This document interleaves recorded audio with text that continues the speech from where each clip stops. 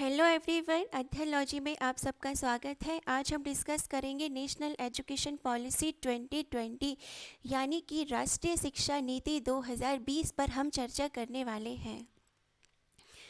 तो देखिए, एजुकेशन जो है ये हमारा फंडामेंटल राइट है, यानी कि हमारा मौलिक अधिकार है। तो समय समय पर इसमें बदलाव होना बहुत ज़रूरी है। इसलिए 34 साल के बाद यानी कि 1986 के बाद अब जाकर के 2020 में इसमें बहुत सारे चेंजेस किए गए हैं जो हमारे युवाओं को एजुकेट के साथ साथ यानी शिक्षित के साथ साथ उनको एनकरेज करेंगी पढ़ाई के लिए कि आप स्कूल आइए, अट्रैक्ट करेगा आप स्कूल, उनको छुट्टी मत लीजिए बीमारी का बहाना लगा के, और एनलाइटन करेंगी उसको। और कहा जा रहा है कि नई शिक्षा नीति करे साकार ज्ञान, योग्यता और रोजगार। क्या बात है। तो देखिए, ये जो पॉलिसी है स्टूडेंट के लिए भी बहुत ज़रूरी है जानना, टीचर्स के लिए भी बहुत ज़रूरी है जानना, क्योंकि इनको पढ़ना है और इनको पढ़ाना है आगे चल के। और इनके साथ साथ, इन दोनों के साथ साथ जो हमारे संरक्षक हैं, पेरेंट्स हैं, उनको भी ये जानना बहुत ज़रूरी है कि अब उनके बच्चे किस तरह से पढ़ाई करेंगे, क्या क्या पॉलिसी में है जो पहले नहीं था। मतलब अब हमने कैसे पढ़ा है और बच्चे कैसे पढ़ेंगे, ये जानना बेहद ज़रूरी है, क्योंकि मुख्य भूमिका पेरेंट्स की ही होती है। तो हम शुरू करते हैं। देखिए, ये रहे हमारे मिनिस्टर श्री रमेश पोखरियाल जी। अब हम बात करते हैं इसकी टाइमलाइन की। तो 1947 में जब भारत आज़ाद हुआ था तो हमारे मिनिस्टर कौन थे? पहले हमारे शिक्षा मंत्री थे अबुल कलाम आज़ाद जी। ओके। उसके बाद जब 1968 में इंदिरा गांधी जी नई पॉलिसी लेकर आई थी, तो हमारी ये पहली पॉलिसी थी, फर्स्ट पॉलिसी थी 1968 की। थोड़ा सा समय याद रखना बहुत ज़रूरी है, एग्ज़ाम पॉइंट ऑफ व्यू से ये चीज़ें इंपॉर्टेंट है। ओके। तो अब इनको स्वैप कर दो, नंबर को 68 को 86 कर दिया, तो ये सेकंड पॉलिसी आई थी 86 में राजीव गांधी जी के समय पर। ओके। एक और इम्पॉर्टेंट बात, 1992 में पीवी नरसिम्हा राव जी ने इस पॉलिसी में 86 वाली जो पॉलिसी थी, दूसरी पॉलिसी, इसमें कुछ मॉडिफिकेशन किए थे। ओके। और अब जो थर्ड पॉलिसी आई है 2020 में आई है ना, नरेंद्र मोदी जी ने किए हैं इसको। यानी कि अभी तक हमारी जो एजुकेशन की पॉलिसी है वो 3 पॉलिसी बन चुकी हैं। पहली 68 में, फिर 86 में, और अब 2020 में। राइट। अब देखिए, जो 2017 में policy draft national education policy की कमेटी बनी थी, उसके हेड बने थे डॉक्टर कुमार स्वामी, कृष्ण स्वामी कस्तूरी रंगन। ओके। तो ये पितामह है हमारी नेशनल एजुकेशन पॉलिसी 2020 के, फादर ऑफ दिस पॉलिसी।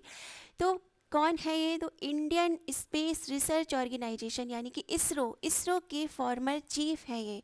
इन्होंने ही इस पॉलिसी को तैयार किया है, इनकी अध्यक्षता में तैयार हुई है। याद रखना, ये बहुत इंपॉर्टेंट क्वेश्चन है, पूछा जा सकता है कि कस्तूरी रंगन कमेटी किससे संबंधित है? तो एजुकेशन पॉलिसीज 2020 से संबंधित है ये। इन्होंने कहा कि हमने इसको फॉर्मुलेट करने में, इस पॉलिसी को बनाने में बहुत सारे सजेशंस लिए हैं जनता से। कहा है कि 2.5 लाख ग्राम पंचायत से जाके सजेशंस लिए, 6,600 ब्लॉक से, और 6,000 अर्बन लोकल बॉडीज़, और 676 डिस्ट्रिक्ट्स, इनकी सजेशंस लेकर कि क्या खामियां हैं एग्जिस्टिंग एजुकेशन सिस्टम में, यानी कि अभी जो मौजूदा पॉलिसी सिस्टम चलता आ रहा है उसमें क्या कमियां हैं, क्या चाहते हैं लोग कि क्या बदलाव हो। तो सब लोगों की बातों को ध्यान में रखते हुए हमारी जो नई एजुकेशन पॉलिसी है वो फ्रेम की गई है। देखिए, कुछ इम्पॉर्टेंट बातें हम देख लेते हैं। देखिए, कॉन्स्टिट्यूशन कहता है कि एजुकेशन हमारा फंडामेंटल राइट है। ओके। आर्टिकल 21A इससे डील करता है कि 6 से 14 साल तक के बच्चों को फ्री और कंपलसरी एजुकेशन दी जाए। ये आर्टिकल 86th कॉन्स्टिट्यूशन अमेंडमेंट में जोड़ा गया था 2002 में। उसके बाद 2009 में राइट टू एजुकेशन एक्ट भी आया था। तो इतनी चीज़ें थोड़ी सी याद रखिएगा आप। और दूसरी चीज़ें भी हैं इससे रिलेटेड कि आर्टिकल 45 डील करता है किससे, कि जो बच्चे होते हैं यानी 6 वर्ष की आयु तक होने पर उनको बेसिक नॉलेज दी जाए। ओके, यानी 0 से 6 वर्ष तक के लिए ये डील करता है, 4, 5, 6। और आर्टिकल 39F इससे डील करता है कि राज्य बच्चों के बेहतर भविष्य के लिए कुछ वेलफेयर स्कीम्स बनाए। तो एजुकेशन उसका मेन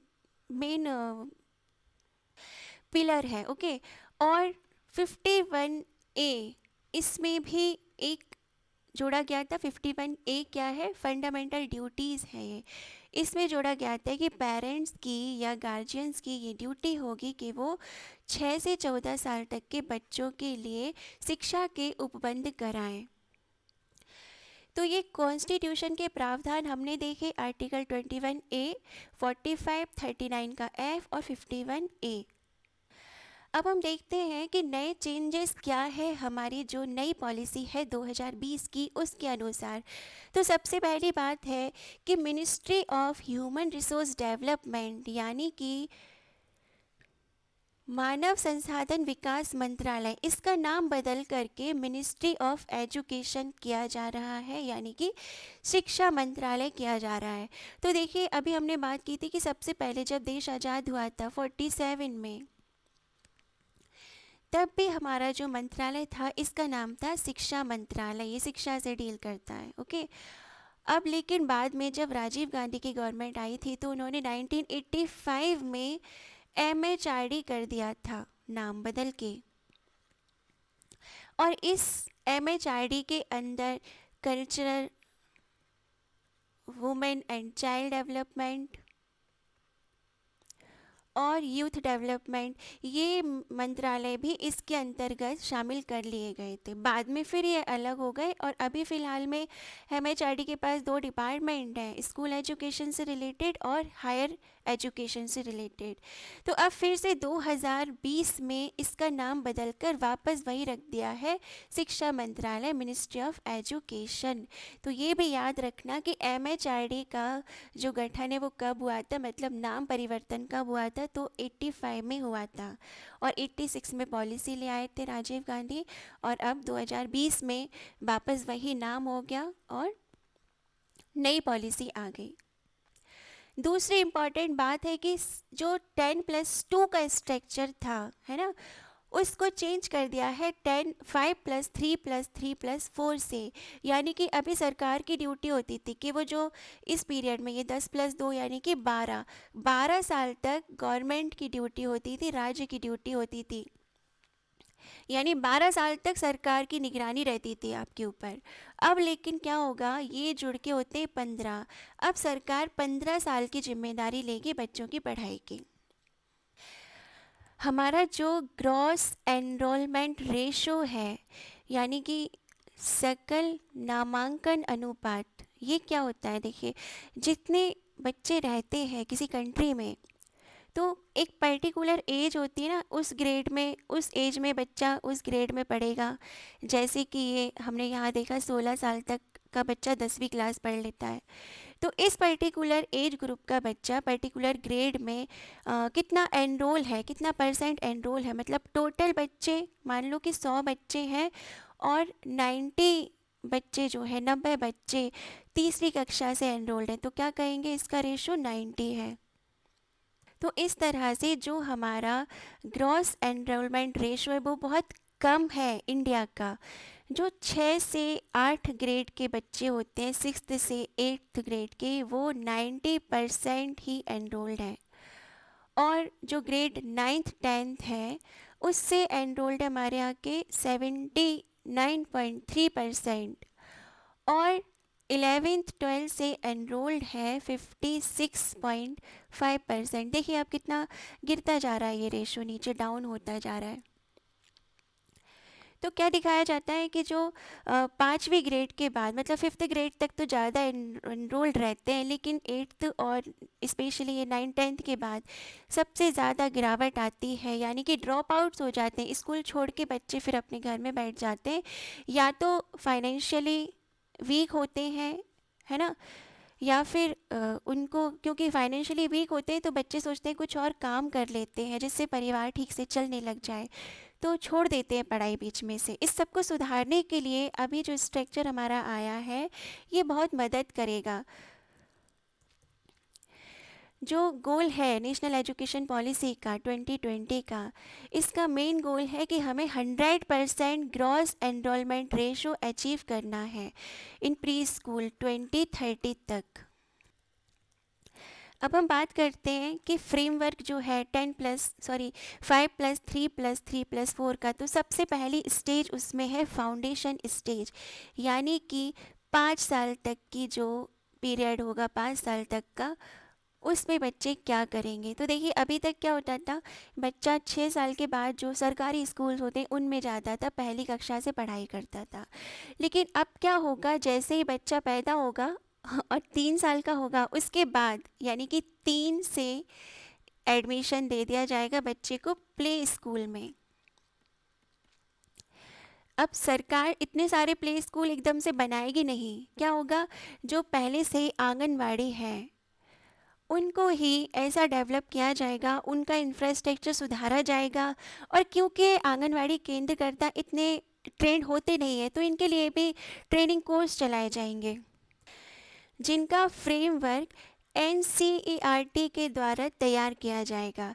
तो 6 मंथ का कोर्स होगा सर्टिफाइड प्रोग्राम, है ना, और एक 1 ईयर का कोर्स होगा जो डिप्लोमा कहलाएगा। तो 6 मंथ का कोई कोर्स करेगा तो उसको डिप्लोमा सर्टिफिकेट दिया जाएगा, और 1 साल का कोर्स करेंगे तो 1 साल के लिए डिप्लोमा दिया जाएगा।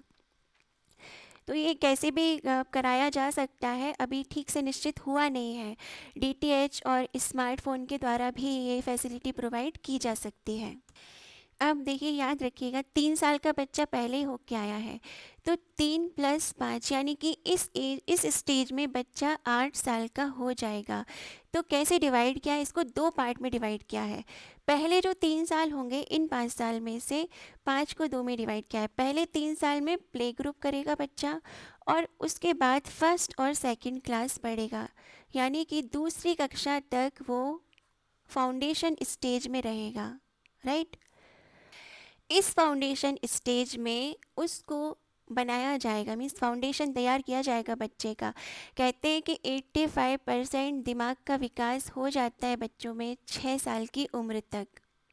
ओके, तो क्या करेंगे अब इस उम्र में, बच्चों से परीक्षाएं नहीं लेंगे, नो एग्ज़ाम, है ना, ये सबसे इम्पॉर्टेंट बात है। अब बच्चे सिर्फ पढ़ेंगे, राइम सीखेंगे, पोएम सीखेंगे, स्टोरी सुनाएंगे, स्टोरी सुनेंगे, गाना गाएंगे, गाना सुनेंगे। टीचर्स के साथ उनका एक अच्छा रिलेशन बनेगा क्योंकि टीचर उनके साथ खेलने के लिए स्कूल में आएंगे, है ना।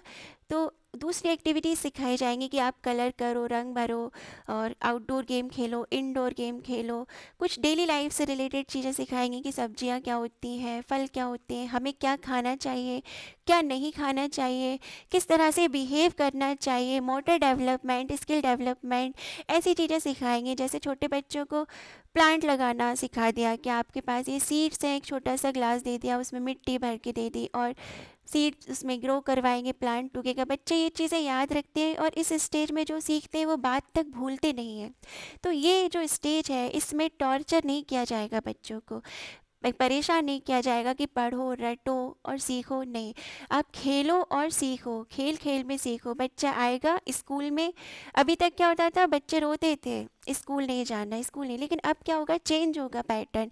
बच्चों को खेलने के लिए अट्रैक्ट किया जाएगा, स्कूल में दोस्त बनेंगे तो वो आएंगे खेलने के लिए, टीचर भी उनसे एक फैमिलियर रिलेशन रखेंगे, उनको मारेंगे नहीं, डांटेंगे नहीं, तो बच्चा अट्रैक्ट होगा, स्कूल आना सीखेगा, जिससे वही हमारा जो ग्रॉस एनरोलमेंट रेशियो है वो बढ़ेगा। ओके, यानी एक्टिविटी बेस्ड लर्निंग होगी।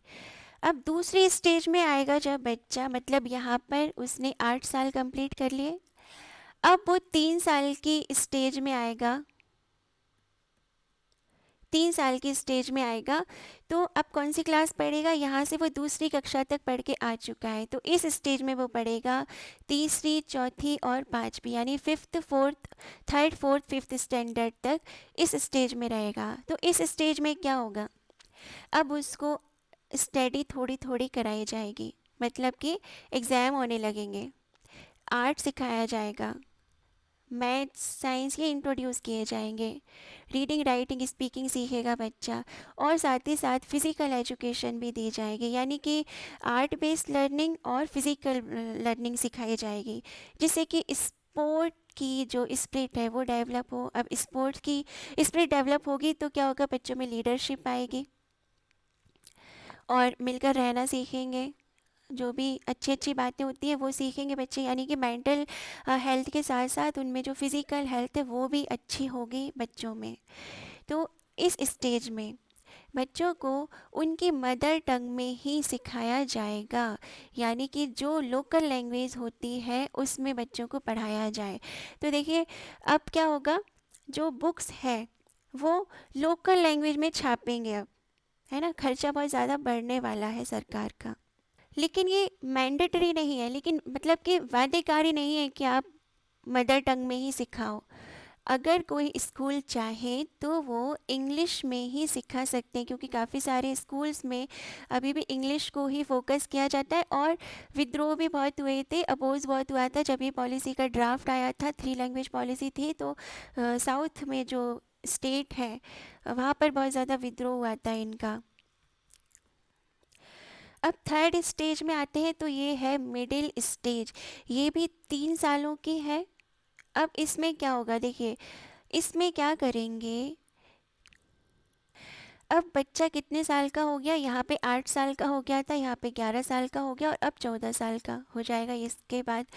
तो बच्चों के लिए अब इसमें जो क्लास है वो कौन कौन सी आ जाएंगी, यहाँ पे सेकंड तक पढ़ लिया था, फिर थर्ड, फोर्थ, फिफ्थ, अब सिक्स्थ, सेवेंथ और एट्थ तक इस स्टेज में बच्चा रहेगा। तो अब इंट्रोड्यूस किया जाएगा वोकेशनल ट्रेनिंग और टेक्निकल ट्रेनिंग दी जाएगी, यानी कि बच्चों को कोडिंग सिखाई जाएगी, वोकेशनल ट्रेनिंग दी जाएगी, जो चाहे वो सीख सकते हैं इसमें। जैसे कि अगर किसी को इंटरेस्ट है कि केमिस्ट्री भी पढ़ता है वो, और उसके साथ साथ खाना बनाना भी सीखना है, तो ये सीख सकते हैं इसमें, यानी कि दूसरी चीज़ें जो इंटरेस्ट है बच्चों का वो किसी पर्टिकुलर व्यक्ति से जाकर वो सीख सकते हैं, कौशल विकास, जिससे कि अगर कोई पढ़ाई छोड़ देता है बीच में से तो वो उसकी सामाजिक स्थिति के अनुसार कुछ काम कर सके। और सबसे इम्पॉर्टेंट बात है इस फेज़ की कि इसमें एक इंडियन लैंग्वेज को भी इंट्रोड्यूस किया जाएगा करिकुलम में। देखिए लैंग्वेज को एजुकेशन का बैरियर नहीं मानना चाहिए, लैंग्वेज सब कुछ नहीं होती है, ऐसा नहीं है कि एजुकेशन है, लैंग्वेज संपूर्ण एजुकेशन नहीं है, सिर्फ एक माध्यम होता है पढ़ाई करने का, शिक्षा पाने का। तो जिस भाषा में किसी भी बच्चे को समझ में आए उसको उसमें समझाओ तो वो बेहतर तरीके से समझ सकता है, रेदर देन उसको रटाओ। जैसे कि बचपन में जब हम छोटे थे तो हमारे यहाँ रटाते थे, 5-5 बार हमारे यहाँ मास्टर जी होमवर्क देते थे कि 5-5 बार 5 question learn and right of lesson 3, और जो भी पर्टिकुलर लेसन होता है उसका। अब घर जाके रटते रहते थे, लिखते रहते थे, कॉपी ले लेके घूम घूम के याद करते रहते थे, और आके जब वो क्वेश्चन पुट अप करते थे स्कूल में तो भूल जाते थे कि जैसे एक लाइन भी है छोटी सी कि India is a developing country मान लीजिए, तो इंडिया इज़ द, अब द के बाद क्या था, यही सोचते रहते थे खड़े होकर, the India is the, India is the, क्या है India is the developing country. अगर ये बात बच्चा समझ जाएगा उसी की भाषा में तो वो कभी भूलेगा नहीं, उसके बाद फिर लैंग्वेज भी सीख सकता है। वो एक अलग बात है कि 2 साल से 6 साल तक का बच्चा लैंग्वेज ग्रास्प बहुत अच्छे से कर पाता है, आप उसको संस्कृत में बात करेंगे तो वो संस्कृत सीख जाएगा, किसी भी भाषा, फ्रेंच में बात करेंगे फ्रेंच सीख जाएगा, इंग्लिश में बात करेंगे इंग्लिश सीख जाएगा, हिंदी में बात करेंगे हिंदी सीखेगा, और आपकी जो लोकल लैंग्वेज होती है आप उसमें ही बात करते हैं तो वो वही सीखेगा। फिर आप उससे फोर्स करेंगे कि इंग्लिश में बात करो तो उसको थोड़ा सा अनईजी फील होगा। ओके, तो ये भी एक मैटर है। इसलिए इस पॉलिसी का विरोध हुआ था कि आप इंग्लिश को हटा रहे हैं कोर्स से, एक सब्जेक्ट की तरह लेकर आ रहे हैं, जबकि ये एज ए लैंग्वेज होना चाहिए था। तो गवर्नमेंट ने कहा कि हमें कोई प्रॉब्लम नहीं है, आपको अगर लगता है, जिस भी स्कूल को या जिस स्टेट को अगर लगता है कि वो इंग्लिश को कंपलसरी रखना चाहता है तो वो रख सकता है, कोई बाध्यकारी नहीं है किसी के ऊपर, ये है ना। सिर्फ सरकार ने कहा है, क्योंकि क्यों कहा है, क्योंकि जो छोटे तबके के लोग होते हैं, जनजातीय लोग होते हैं, वो अपनी लैंग्वेज से बहुत प्यार करते हैं, तो वो छोड़ना नहीं चाहते, तो इसलिए उनको बढ़ावा देने के लिए ये करना ज़रूरी था। और यूनेस्को के अनुसार एक और अलग बात मैं बताना चाहती हूँ आपको। यूनेस्को के अनुसार भारत की 220 लैंग्वेजेस जो है वो पास अवे हो चुकी हैं, मर चुकी हैं, ख़त्म हो चुकी हैं, 220 लैंग्वेजेस। और अभी 200 लैंग्वेज और है ऐसी, वो एंडेंजर्ड है, यानी खतरे की कगार पे है, ये भी मरने वाली है। तो संरक्षण किया जाना ज़रूरी है, धरोहर होती है भाषा एक। अगर कोई व्यक्ति देखिए लोकल लैंग्वेज में बात करता है तो उसको ऐसा नहीं समझना चाहिए कि ये इसको कुछ नहीं आता, कोई काबिलियत नहीं है। हो सकता है वो बहुत ज़्यादा ज्ञानवान हो, उसको उसकी भाषा में ही सब कुछ संपूर्ण ज्ञान हो, ऐसा ज़रूरी नहीं है कि जो इंग्लिश बोलता है या जो अच्छी स्टैंडर्ड हिंदी बोलता है सिर्फ वही व्यक्ति होशियार है। लोकल लैंग्वेज वाले भी होते हैं अच्छे, तो अच्छा रहता है ये जो लोकल लैंग्वेज होती है, हमें हमारे अपनों से जोड़ती हैं। आप बाहर रहते हैं मान लीजिए, और जब आप अपने देश में, अपने गांव में वापस जाते हैं और आप विलायती भाषा बोलेंगे तो आप उन उन लोगों से कट जाएंगे, कहेंगे ये तो बदल गया, विलायती बन गया। लेकिन आप जाकर बहुत बड़े बन जाएंगे, तब भी आप जाकर उसी भाषा में उन लोगों से बात करेंगे तो कहेंगे कितना अच्छा व्यक्ति है, देखो अपनी सभ्यता नहीं भूला, अपनी संस्कृति नहीं भूला है, ये हमारा ही है, हमारे अपनों में से ही है ये। तो एक कनेक्शन होता है लैंग्वेज। एक भारत श्रेष्ठ भारत की तर्ज पे एक लैंग्वेज भी जो हमारी हिंदी भाषा है, इसको भी प्रेफरेंस दिया गया है कॉन्स्टिट्यूशन में, आर्टिकल 343 है, राइट। तो लैंग्वेज एक बैरियर नहीं मानना चाहिए, तो संस्कृत को भी जोड़ा जाएगा।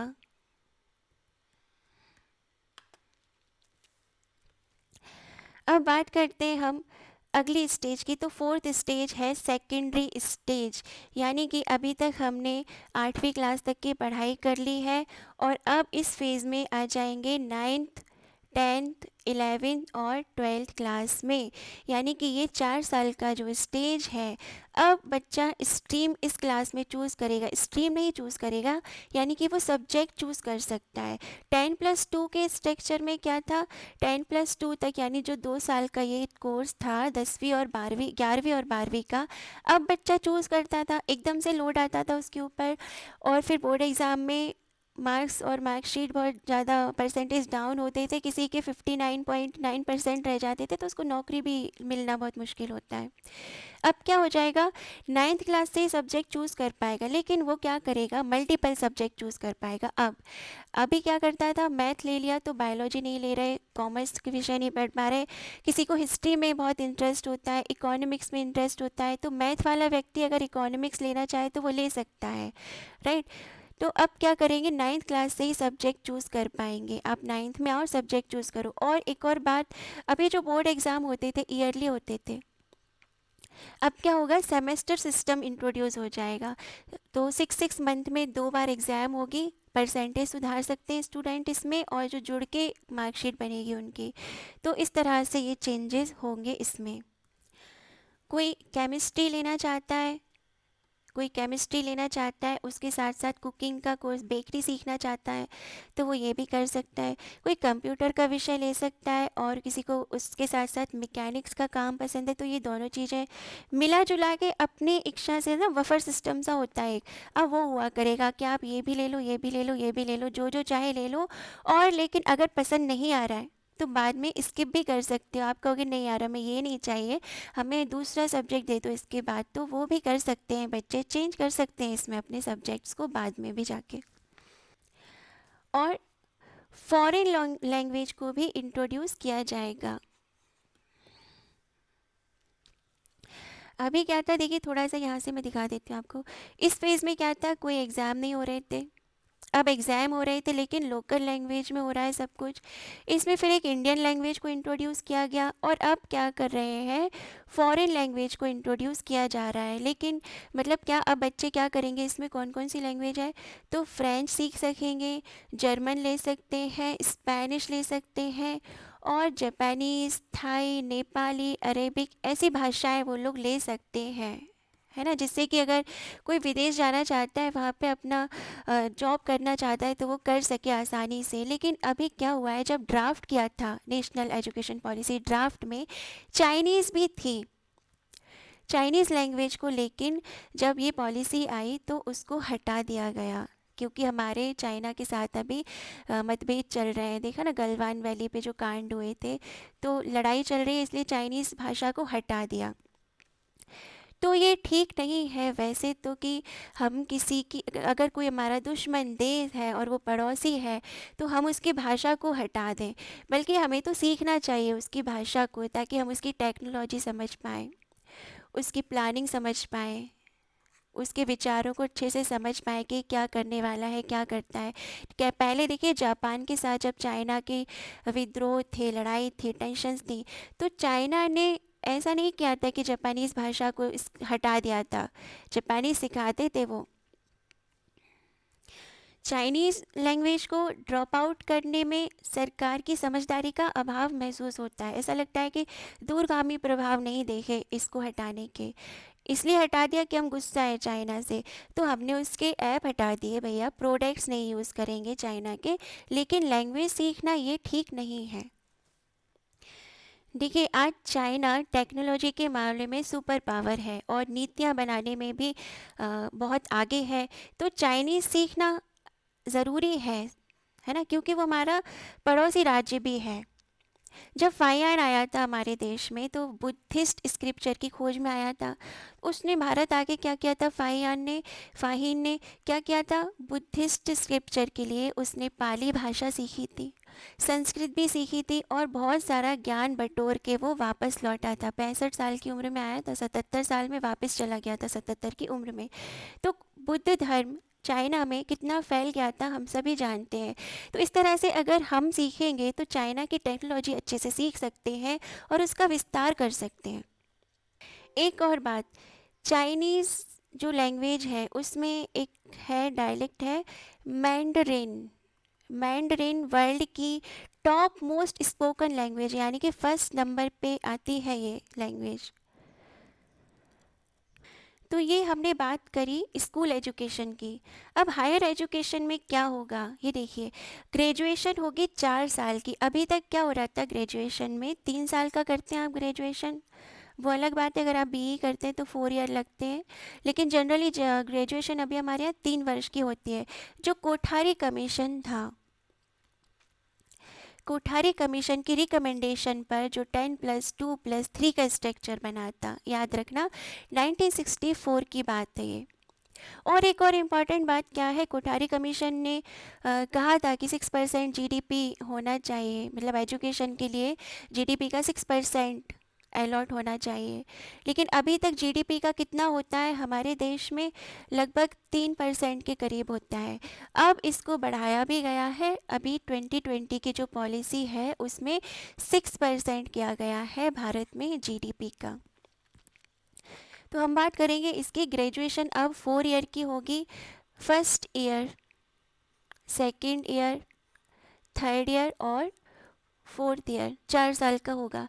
तो पहले साल में क्या करेंगे, अगर कोई व्यक्ति 1 साल करता है, मतलब कॉलेज में जाता है और 1 साल की पढ़ाई करता है, तो उसको 1 साल का सर्टिफिकेट दिया जाएगा कि आपने कॉलेज में पढ़ाई कर ली 1 साल की। और 2 साल अगर पढ़ लेगा तो 2 साल के लिए डिप्लोमा दिया जाएगा।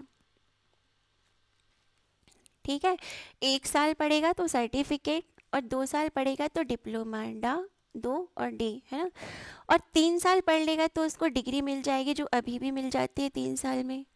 और डिग्री करने के बाद आप कंपटीशन की तैयारी भी कर पाएंगे और जॉब भी आपको मिल पाएंगी, राइट। फिर चौथे साल अगर उसने चौथा साल भी कंप्लीट कर लिया तो आपको एक रिसर्च सर्टिफिकेट मिल जाएगा कि आपने रिसर्च कंप्लीट कर लिया।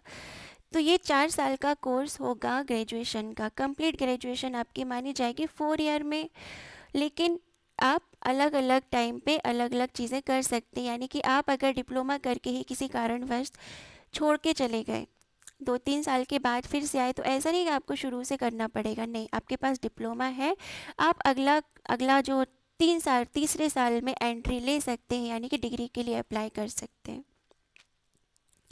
यानी कि री एंट्री का प्रावधान अभी किया गया है कॉलेज में। अगर उसने ग्रेजुएशन में 4 साल लगाए हैं तो उसको 1 साल के लिए पोस्ट ग्रेजुएशन का कोर्स मिलेगा।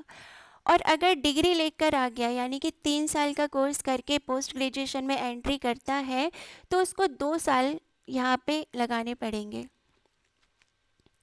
और इम्पॉर्टेंट बात, एमफिल को, जो कि पीएचडी से पहले किया जाता था, तो एमफिल को ख़त्म कर दिया गया है। अब कोई एमफिल नहीं करेगा, डायरेक्ट अब पीएचडी करेंगे, और पीएचडी का टाइम जो है 4 इयर्स का निश्चित है। देखिए, ये तो बेसिक पॉइंट थे जो बहुत ज़रूरी थे। जैसे कि यहाँ पे हमने देखा एग्ज़ाम नहीं होंगे, है ना। फिर से एक बार मैं रिवाइज़ करा रही हूँ कि आप यहीं पर सीख जाएं इसी वीडियो में। 5 साल की उम्र तक कोई परीक्षाएं नहीं होंगी बच्चों की, टॉर्चर नहीं करेंगे उनको, प्रेशराइज नहीं करेंगे, जिससे कि उनका मेंटल डेवलपमेंट अच्छे से हो। फिर जो 3 साल का कोर्स होगा, या इसमें लोकल लैंग्वेज में ही पढ़ाई कराई जाएगी। फिर जो अगली स्टेज आएगी, इसमें इंडियन लैंग्वेज और संस्कृत को इंट्रोड्यूस किया जाएगा, वोकेशनल ट्रेनिंग दी जाएगी 6th 7th 8th तक। और इसके बाद जो 9th से स्टार्ट होगी पढ़ाई, इसमें एक फॉरेन लैंग्वेज को भी लाया जा गया है, और चाइनीज़ को ड्रॉप आउट किया गया है, ये बात याद रखना। और स्ट्रीम का सिस्टम बंद करके मल्टीपल सब्जेक्ट चूज़ कर सकते हैं। और एक और इम्पॉर्टेंट बात, बोर्ड एग्ज़ाम को इजी बनाया गया है। कैसे? Semester exam, semester wise exam conduct कराए जाएंगे। उसके बाद हमने देखा ग्रेजुएशन आएगा, 4 ईयर का कोर्स होगा। पहले साल में सर्टिफिकेट, दूसरे साल में डिप्लोमा, तीसरे साल में डिग्री, और चौथे साल में रिसर्च।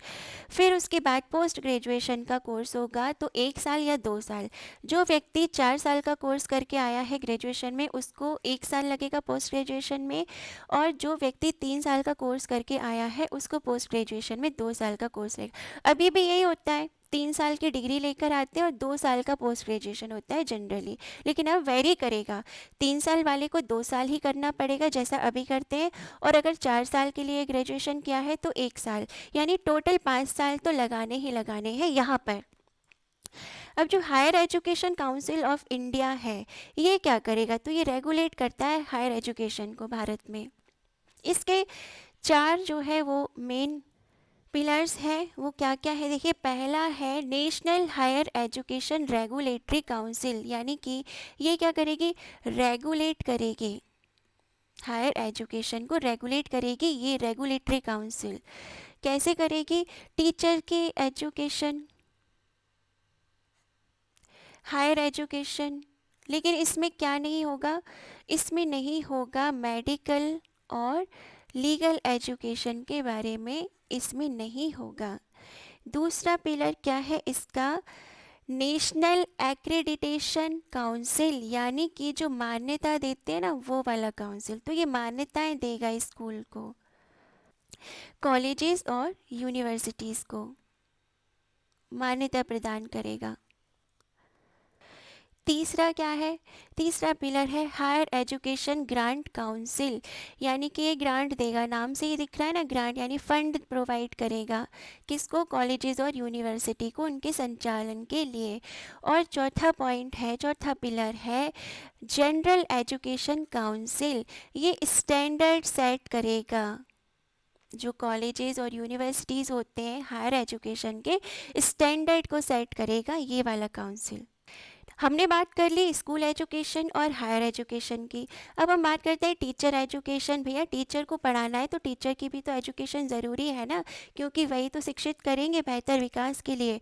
तो टीचर जो एजुकेशन होगी, उनका रिक्रूटमेंट प्रोसेस बहुत ही ट्रांसपेरेंट होगा, है ना, घपलेबाजी नहीं होगी और उसको मजबूत किया जाएगा। National council for teacher education frame करेगा टीचर के एजुकेशन के लिए जो करिकुलम फ्रेमवर्क तैयार होगा वो किसके द्वारा होगा, तो नेशनल काउंसिल होगा टीचर एजुकेशन का, उसके द्वारा इसका करिकुलम सेट किया जाएगा। कब से, 2021 से। एम क्या है इस पॉलिसी का कि हमें सारे स्टूडेंट को हर लेवल पे स्कूल एजुकेशन के लिए जो बेहतर करने के लिए, तो टीचर के लिए भी मतलब स्टूडेंट को शिक्षित करना है तो सबसे पहले टीचर को बहुत अच्छा होना चाहिए। तो टीचर कैसे होना चाहिए, पैशनेट होना चाहिए, मोटिवेटेड होना चाहिए, हाईली क्वालिफाइड और प्रोफेशनली ट्रेंड होना चाहिए। ऐसे टीचर के लिए ऐसा एक काउंसिल तैयार किया जा रहा है। 2021 से ये लागू करेगा अपना फ्रेमवर्क।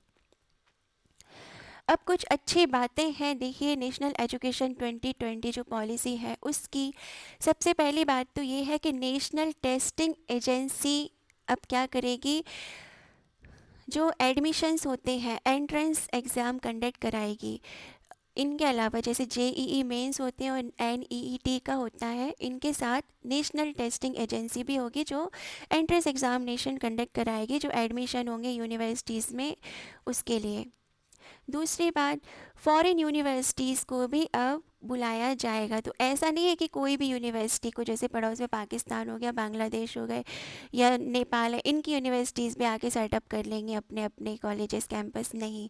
जो टॉप 50 और टॉप 100 जो यूनिवर्सिटीज़ हैं वर्ल्ड की, जैसे ऑक्सफोर्ड, कैम्ब्रिज वगैरह, ये सारी यूनिवर्सिटीज़ भी अब भारत में अपनी अपनी जो कैंपस है वो खोल पाएंगे। लेकिन ये जो पॉलिसी है जो फॉरेन यूनिवर्सिटी को स्थापित करने की, ये मनमोहन सरकार ने भी प्रपोज़ल दिया था इसका, लेकिन तब क्या इनको इनकी भी आलोचना की गई थी। हमेशा होता है जो अपोजिशन पार्टी होती है ना, वो गवर्नमेंट की खींचातानी करती है हमेशा, कोई अच्छी बात भी होती है तो उसमें नेगेटिव पॉइंट निकाल ही लेते हैं। तब ये लागू हो नहीं पाई थी क्योंकि फंडिंग की प्रॉब्लम थी और पैसे की प्रॉब्लम थी। ऐसा था कि फॉरेन कंट्रीज़ से जो यूनिवर्सिटीज़ आएंगी, मान लो बच्चे उसमें एडमिशन ले भी लेंगे तो सिक्योरिटी ज़्यादा मांग ली थी इन लोगों से, तो नहीं हुआ था ये। ऐसा होता है ना, मान लो स्टूडेंट्स ने एडमिशन ले लिया और ये फिर बहुत सारे पैसे बड़ा अमाउंट खा के बंद करके चले गए, तो अब क्या करेंगे। तो अब लेकिन ऐसा नहीं है, अब सब कुछ सेटिंग करके ही हो रहा है ऐसा। और एक और इम्पॉर्टेंट बात जो है इस पॉलिसी की, तो फीस को फिक्स किया गया है। प्राइवेट और पब्लिक जो यूनिवर्सिटीज़ रहेंगी उनकी फ़ीस फिक्स कर दी जाएगी गवर्नमेंट के द्वारा, तो ये सबसे अच्छी बात है। नहीं तो क्या होता है अभी, प्राइवेट कॉलेजेस जो होते हैं उनकी फ़ीस भयंकर ज़्यादा होती है, 10 गुना ज़्यादा तक हो जाती है ना। तो ये फिक्स हो जाएगी अब फीस। और बाल भवन बनाए जाएंगे हर एक स्टेट में, बाल बाटिकाएँ बनाई जाएंगी बच्चों के लिए, और वोकेशनल ट्रेनिंग प्रोवाइड की जाएगी। जैसे कि सबसे अच्छी बात है, कोई क्या करना चाहता है पढ़ाई के साथ साथ, ये सोच के वो उसको भी अपनी पढ़ाई के जो करिकुलम है उसमें शामिल कर सकता है और सीख सकता है। 10 दिन का बैगलेस पीरियड भी मनाया जाएगा, मतलब बच्चों को बैग टांग के नहीं जाना पड़ेगा स्कूल, वो ऐसे ही जाएंगे। और आउटडोर एक्टिविटीज़, मतलब जहाँ पे उनको जो सीखना है वहाँ जाके इंटर्नशिप भी कर पाएंगे वो। और वर्चुअल लैब क्रिएट किए जाएंगे, क्योंकि आप देखा है ना, पैंडमिक आ जाए कभी और भी तो कैसे बच्चे सीख सकते हैं। तो दूर दूर तक जहाँ पर स्कूल नहीं खोले जा सकते, स्कूल से शिक्षा नहीं दी जा सकती, फिजिकल ट्रेनिंग नहीं दी जा सकती, तो उनको वर्चुअली इस तरह से लैब क्रिएट की जाएंगी और बच्चा कंप्यूटर के सामने बैठ के ऐसे कुछ कुछ प्रैक्टिकल्स कर पाएगा, है ना। ये कुछ सुधार भी सकते हैं, ऐसे कंप्यूटर को ही एक मशीन बना देंगे और वो वर्चुअली उसको रिपेयर कर पाएंगे। अगर किसी को ब्यूटी पार्लर का कोर्स सीखना है तो वो भी सीख सकता है ना, कुछ सुधारने का काम भी कर सकता है। तो मतलब वर्क और लर्निंग और लाइफ को एंजॉय कर पाएंगे, दोनों चीज़ें जब साथ में सीखेंगे तो ये बहुत अच्छी बात है। एक तरह से बच्चे अट्रैक्ट होंगे स्कूल जाने के लिए क्योंकि उनके मनपसंद की चीज़ें करने को मिलेंगी वहाँ उनको। अब दूसरी बातें जो नेगेटिव पॉइंट बताया गया है इस पॉलिसी में, तो वो है language. Language seems to be negative factor, language को नेगेटिव वे में देखा जा रहा है। अभी हमने बात भी की थी कि लैंग्वेज के बहुत विरोध हुए थे, है ना। तो लैंग्वेज को देखा जा रहा है कि ये मैंडेटरी नहीं है, सरकार कह रही है कि ये मैंडेटरी नहीं है, लेकिन कह रहे हैं कि 5 साल तक जो कोर्स है फाउंडेशन कोर्स वो लोकल लैंग्वेज में ही सिखाया जाए बच्चों को। अब सरकार ने क्या सोचा कि दूसरे जो देश हैं उनकी पॉलिसी को अडॉप्ट करने की कोशिश की है, जैसे कि चाइना वाले हैं, चाइनीज़ है, जर्मन हो गया, ये लोग, ये कंट्रीज़ के कुछ कंट्रीज़ हैं जहाँ पर अपनी लोकल लैंग्वेज में ही शिक्षा दी जाती है। और वहाँ ये इसलिए किया जाता है क्योंकि एक ही भाषा होती है उनकी मातृभाषा पूरे पूरे कंट्री की। लेकिन हमारे इंडिया में क्या है, हज़ारों भाषाएं हैं, हज़ारों से भी ज़्यादा भाषाएं हैं। अब हर एक भाषा में फिर किताब का छपना और फिर उसके लिए टीचर भी उस तरह से लेकर आना, तो ये बहुत कॉम्प्लिकेशन होगा आगे जाके, है ना। और अगर एक भाषा होती है तो वो बेटर होता है कि एक सभी लोग एक ही सीख रहे हैं, टीचर भी आ गए तो अपॉइंट हो रहे हैं, इधर उधर से भी टीचर चले गए। अब यहाँ के जो एक पर्टिकुलर एरिया में लैंग्वेज बोली जाती है, हमारे यहाँ क्या होता है, घाट घाट पे पानी बदले और घाट घाट में वाणी, तो पानी भी बदलता है और वाणी भी बदलती है। आप इस एरिया में अगर हैं तो इस एरिया के लोगों को ही वो लैंग्वेज आती है। अगर दूसरे एरिया का लोग, कोई भी व्यक्ति इस एरिया में पहुँचता है तो वो पहचाना जाता है उसकी भाषा से, और लोग उसको फिर पराया भी समझते हैं कि हमारी भाषा वाला वो नहीं है ये। तो ये थोड़े से कॉम्प्लिकेशंस आएंगे इस स्ट्रक्चर में लैंग्वेज के कारण, देखा जा रहा है ऐसा। गवर्नमेंट ने कहा है कि मैंडेटरी नहीं है, तो हो सकता है कि ये चेंज हो जाए। बहुत सारे स्कूल्स कह रहे हैं कि हम इंग्लिश को ही रखेंगे, अगर लोकल लैंग्वेज को ही बढ़ावा देते हैं। देखिए, तो एक इंटरनेशनल लेवल पे जो तैयार करने की बात होती है, इंटरनेशनल मार्केट के लिए हब बनाना है, तो ये बैरियर हो जाएगा फिर। अभी तक जो जॉब मिलती है विदेशों में, इंडियंस को बहुत ज़्यादा मिलती है। आपने देखा होगा कि बहुत सारे इंडियंस विदेश में जाके अच्छे से जॉब कर पाते हैं। चाइना के इतने ज़्यादा नहीं कर पाते क्योंकि ये लोग सिर्फ चाइनीज़ ही सीखते हैं, चिंग चोंग करते रहते हैं। और हमारे इंडिया के इंग्लिश आती है, क्योंकि कोई भी व्यक्ति होगा भारत का, गाँव का भी होगा, तो वो टूटी फूटी इंग्लिश तो समझ ही जाता है ना। तो इसको जॉब करने में परेशानी नहीं होती। आपने देखा ना, साउथ के लोग तो बहुत अच्छे से इंग्लिश बोल ही लेते हैं, जैसे भी हो समझ लेते हैं, तो इनको नौकरी अच्छे से मिल जाती है। यूएसए में जाकर वो बहुत सारे चले जाते हैं, कनाडा में चले जाते हैं, पंजाबी होते हैं लेकिन वो भी चले जाते हैं क्योंकि इंग्लिश आती है थोड़ी थोड़ी। हमारी हिंदी में इंग्लिश का समावेश बहुत अच्छे से हो चुका है। दूसरी बात, ये डिफरेंस क्रिएट करेगी सोसाइटी में, सेक्शंस बना देगी, बहुत ज़्यादा गैप हो जाएगा। कुछ लोग लोकल भाषा में पढ़ाई लिखाई सीखेंगे, कुछ इंग्लिश में सीखेंगे। जो गवर्नमेंट स्कूल होंगे उसमें कहेंगे गांव की भाषा है तो वो गांव में ही पढ़ाएंगे बच्चों को, कहेंगे अबे अरे ये तो गवर्नमेंट की पॉलिसी है, हम अपनी मातृभाषा में ही पढ़ेंगे। लेकिन कुछ बच्चे जो इंग्लिश मीडियम में पढ़ेंगे, फिर वो इंग्लिश और हिंदी और फिर लोकल लैंग्वेज, एक और बैरियर बनता जाएगा, तो डिफरेंस क्रिएट हो जाएगा सोसाइटी में बहुत ज़्यादा। एक और बात है कि 4 ईयर का ग्रेजुएशन प्रोग्राम लेकर आए हैं। अब जबकि 2 साल में ही डिप्लोमा मिल जा रहा है और लोग नौकरी भी कर पाएंगे 3 साल में ही, तो ज़्यादा बच्चे फिर 4 ईयर और थर्ड ईयर में एडमिशन नहीं लेंगे। तो ये किस मतलब के लिए है, ये भी कहा जा रहा है। तो कुल मिलाकर जो पॉलिसी है वो बहुत अच्छी है, बहुगामी इसके परिणाम होंगे, आगे चल के देखा जाएगा। क्योंकि वोकेशनल ट्रेनिंग है, बहुत अच्छी अच्छी बातें, नेगेटिव पॉइंट्स कम ही है लेकिन जो पॉजिटिव पॉइंट्स है वो बहुत ज़्यादा है। फ़ीस को फिक्स किया जाएगा, आपको जिस भाषा में सीखना चाहे उसमें सीख सकते हैं, जो सीखना चाहे वो सीख सकते हैं, जो सब्जेक्ट चूज़ करना चाहते हैं वो चूज़ कर सकते हैं। ऑनलाइन लैब बनाई जाएंगी, सब कुछ प्रैक्टिकली सिखाया जाएगा। क्रिटिकल थिंकिंग पर जोर दिया जाएगा, ये बहुत इंपॉर्टेंट बात थी इसकी। और क्रिटिकल थिंकिंग पर जोर दिया जाएगा मतलब अब क्या करना है, इससे ज़्यादा कैसे करना है बच्चा ये सीख पाएगा, है ना। तो ये अच्छी अच्छी बातें हैं, नेगेटिव पॉइंट्स कम ही हैं, कुछ ही हैं। लैंग्वेज सबसे इम्पॉर्टेंट बात है यहाँ पे, और वो ओवरकम हो सकती है ना। तो समय के साथ साथ हो जाएगा। और ये पॉलिसी लागू होगी कब से, तो अभी नहीं होगी, 2-3 साल तो इसको लगेंगे। कुछ कुछ चीज़ें इसकी इम्प्लीमेंट हो जाएंगी, जैसे कि हमने डिस्कस किया था, एग्ज़ाम का पैटर्न चेंज हो जाएगा। अब एग्ज़ाम जो होगा बच्चों का वो 2 पार्ट में होगा, 50% डिस्क्रिप्टिव होगा और 50% ऑब्जेक्टिव होगा। तो पढ़ाई का बोझ कम होगा कुल मिला के, क्योंकि जो सिलेबस है अभी सेट हुआ नहीं है, लेकिन कहा जा रहा है कि उसको कम किया जाएगा जिससे बच्चे ठीक से पढ़ पाएँ, एक बोझ की तरह ना पढ़े पढ़ाई को। तो ग्रॉस एनरोलमेंट रेशो है उसको बढ़ाना है हमें। 2030 तक जो हमारा सस्टेनेबल डेवलपमेंट गोल नंबर 4 है एजुकेशन का, वो अचीव करना है हमें 100%। तो ये पॉलिसी उसके लिए बहुत अच्छी साबित हो सकती है। मोदी जी ने कहा है कि ये जो पॉलिसी है वो वाइब्रेंट नॉलेज हब बनाएगी भारत को। तो हमने ये डिस्कस की national education policy. I hope आपको बहुत कुछ समझ में आया होगा, सीखने को मिला होगा। Thanks for watching this and take care and do not forget to subscribe my channel. Thank you very much.